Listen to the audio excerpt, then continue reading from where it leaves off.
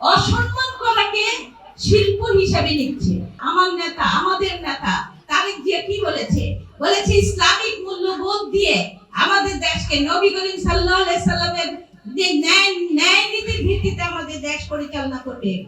আমি পবিত্র কোরআন পড়ে পড়ে বের করেছি যে নেতা হতে হলে কি চায় আল্লাহ, কিভাবে সেটাকে ডিফাইন করে। বিকাশ পেমেন্টে 10,000 টাকার বেশি অফার, শপিং চলছে তো।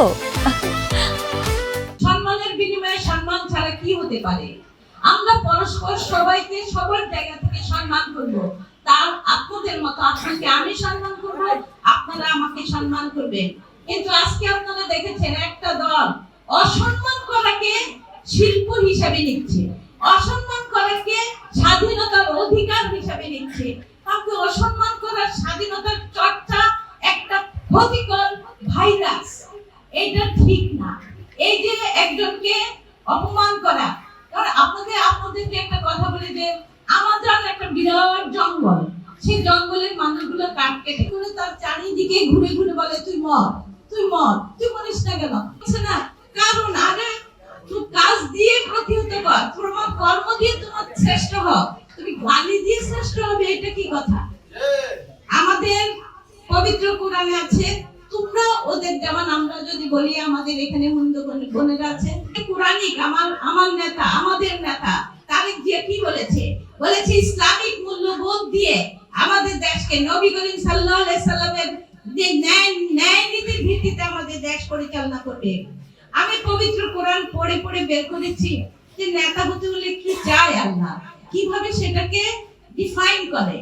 আমি দেখেছি বলেছে যারা সৎকর্ম করে এবং তারা ইমানদার, এবং সৎকর্মটাকেই একদম নেতৃত্বের মূল ভিত্তি ধরে নিয়েছে।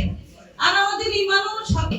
সুতরাং এই অপব্যাখ্যাকারীরা যারা ধোঁকা দিয়ে বোকা বানিয়ে এই দেশে অরাজকতা সৃষ্টি করতে চায়, তাদেরকে পরিহার করতে হবে, বয়কট করতে হবে, তাদেরকে একযোগে বয়কট করে তাদেরকে বুঝিয়ে দিতে হবে যে পূর্ণ অন্যায়ের সাথে আমরা নাই, আমরা সবাই মিলে দেশ আমরা গড়তে চাই।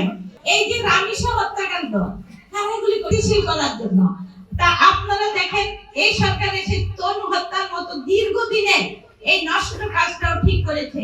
আমাদের নেতা সেই জনাব তারেক রহমান 2001 সালে র‍্যাব গঠন করেছিল, মানে আছে আপনাদের? সন্ত্রাস শিক্ষক তার হাত থেকে রক্ষা করতে পারে নাই কেউ। ওনাকে যখন বলেছেন আপনার দলের লোক আপনি মারছেন, মেরে মানে সরাসরি গুলি করে মারার হুকুম দিয়ে দিয়েছে, উনি বলেছেন যদি 500 সন্ত্রাসী হয়, আমার দেশের 12 কোটি মানুষ নিরাপদে থাকে, আমি 500 আমার দরকার নেই। এই সেই